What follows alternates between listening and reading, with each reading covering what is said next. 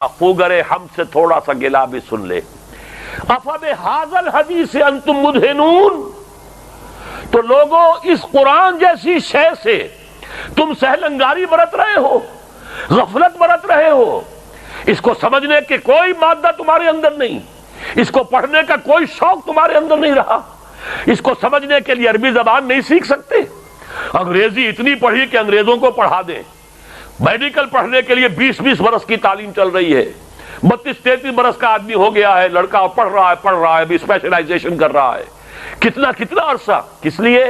کچھ دنیا کمال ہو گئے، کچھ پیسے زیادہ بن جائیں گے.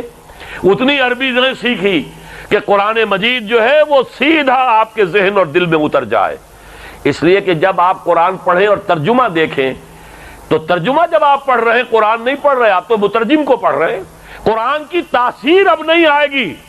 قرآن کی تاثیر جب آتی ہے جب براہ راست آپ کے اوپر، آپ کے ذہن اور قلب پر قرآن نازل ہو رہا ہو، ترجمے کا بیریئر درمیان میں نہ ہو. اس لیے کہ قرآن عربی زبان میں ہے، قرآن تو متن ہے، اس کا ترجمہ قرآن نہیں ہے. کسی نے کوئی غلطی کی ہو، کسی نے اپنی ذہن کے مطابق تو بہترین کوشش کی ہے، لیکن یہ کہ قرآن مجید اس کا قائم مقام نہیں بن سکتا ترجمہ. تو فَبِهَذَا الْحَدِيثِ أَنْتُمْ مُدْهِنُونَ، یہ مداہنت تم کر رہے ہو، یہ سستی، یہ سہل انگاری، یہ بے اعتنائی، یہ لاپرواہی اس کتاب سے.